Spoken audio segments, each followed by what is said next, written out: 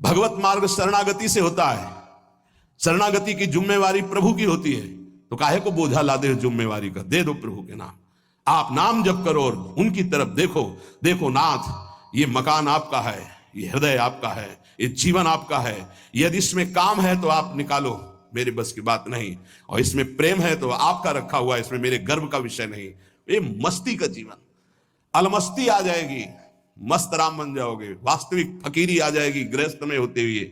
फिकर फार फकनी करे ताको नाम फकीर, कोई फिक्र ही नहीं रह गई। क्यों? हमने अपने आप को प्रभु को दे दिया। सदैव नाम जप करो, हर स्थिति में देखते रहो प्रभु की तरफ। ये जो मलिनता है ये मुझे परास्त नहीं कर सकती, क्योंकि ये हृदय प्रभु को दे दिया, तो आपको भगवत प्राप्ति होगी। हम आपसे सच्ची बात कहते हैं, हमारे आपके किए कुछ नहीं होगा। आखिरी परिणाम तो उनकी कृपा से आता है। आखिरी परिणाम हमको क्या करना है? बार बार यही स्मरण करना है कि हमने सब कुछ प्रभु के नामे कर दिया अपना।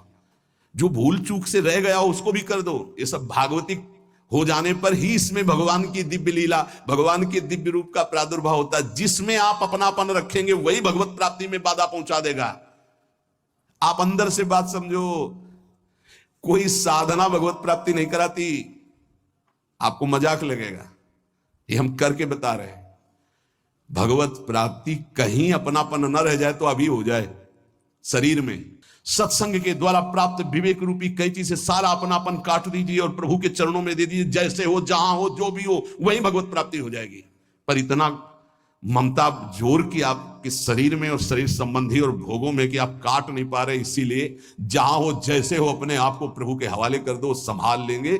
एक बार ये निर्णय निकल पड़े, तन मन प्राण स्वभाव बराबर, मेरे तो गिरधर गोपाल दूसरो न कोई।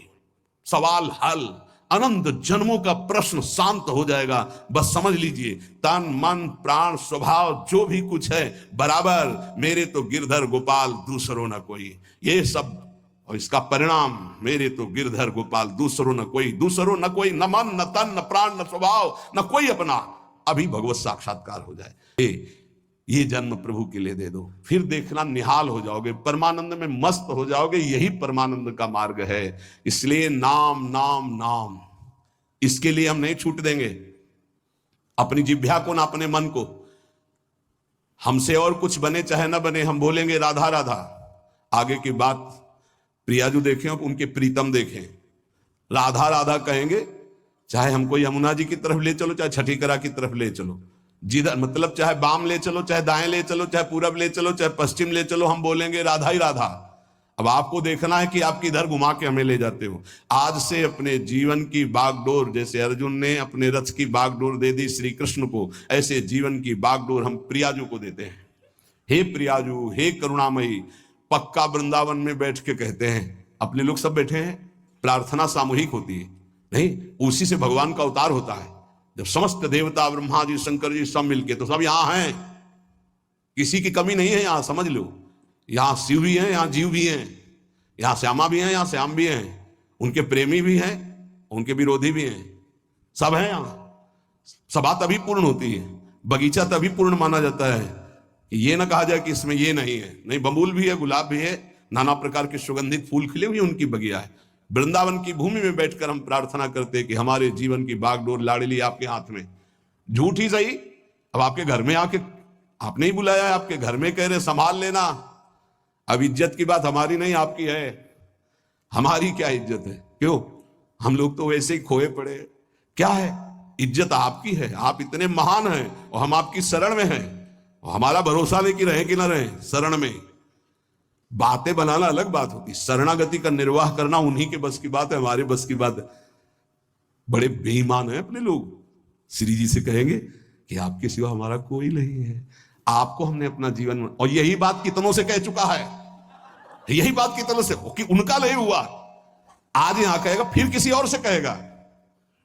ये बेईमान बहुत है, विचित्र मन। इसलिए वृंदावन की भूमि में साक्षी करके हम इसलिए कहते हैं कि वृंदावन श्री जी को याद दिलाएगा कि आपका जन है, इसने कहा था, हमने सुना था। साक्षी कौन? वृंदावन।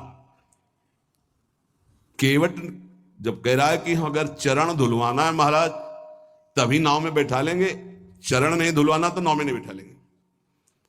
क्योंकि मुझे कुछ शंका है कि तुम्हारे चरणों का कुछ है हिसाब प्रताप की अगर छू जाए तो बढ़िया दुल्हन बन जाता है। एक दुल्हन है तो उसके के लिए हमें नाव चलानी पड़ती है, अगर नाव दुल्हन बन गई तो व्यापार भी चला जाएगा। फिर महाराज बड़ा विनोद किया, जो तरनी घरनी बन जाई, हमारा तो व्यापार है महाराज। भगवान ने कहा ज्यादा समय नहीं है इसलिए आप नाव लाई। बड़ा चतुर था, ना बीच में थी ना किनारे थी, बस 2-4 हाथ आगे थी। लक्ष्मण जी बार बार प्रभु आदेश कर रहे हैं और तू कह रहा है बिना चरण धोए। राम जी की तरफ देख करके लक्ष्मण जी से कहता धमकी नहीं चलेगी आपकी, जब तक चरण नहीं पखार लेंगे तब तक कसम पूर्वक कहते हैं तुम चाहे बाण मार दो लक्ष्मण जी पार नहीं उतारेंगे। अब मरना भी मेरे लिए आज बड़ा उत्सव होगा, महोत्सव होगा, मंगलमय होगा। मानो लक्ष्मण जी ने पूछा मरना किसका महोत्सव होता भाई, तुझे डर नहीं? बोले बिल्कुल डर नहीं। मरता हूं कहां? सुच गंगा के तीर, रघुनाथ सो नाथ निहारत हैं, वो अपराध यही बस दास कथा, प्रभु के चरण पखारत। बोले कोई पूछेगा किस अपराध के कारण मारा गया? बोले रघुनाथ जी के चरण पखारने की बात कह रहा था। कहां मरा? बोले गंगा के पावन तट पर। मारा किसने? बोले रघुनाथ जी के प्राण प्रिय भाई लखन ने। तुम्हें मारना मार दो, जब तक चरण नहीं पखारेंगे पार नहीं ले जाएंगे। क्या? हे प्रियाजू मैं आपकी शरण में हूं, अब देख लेना आप, इस बात का निर्वाह कर लेना आप। बोले झूठा? तो आप लोग के तो संतों ने कहा झूठा खेले सांचा हो, तो हम झूठे से सही कह दिया तो बड़ा भाग्य बनाओ आपके, हम झूठे ही बोल दिया। नहीं तो हम झूठ भी बोलने वाले नहीं कि हे प्रियाजू आपकी है, हम यही बोलने वाले हैं संसार के। सच्ची मानिए, ये तो ये रज और संत कृपा संत मंडली का प्रभाव कि हमारे मुख से भी निकल जाए कि हे प्रियाजू मैं आपकी, हे ठाकुर जी मैं आपका, नहीं तो जबान से भी नहीं निकलता भाई। एक तो शरणागति हो ही जाएगी वाणी की, फिर रह गई हृदय की, मन की, फिर रह गई तन की। ये सब कर लेंगे हम सबको भगवत प्राप्ति होगी। बिल्कुल अंदर से बात बैठा लो यदि, हमको तो भगवत प्राप्ति होगी। अब हमको तो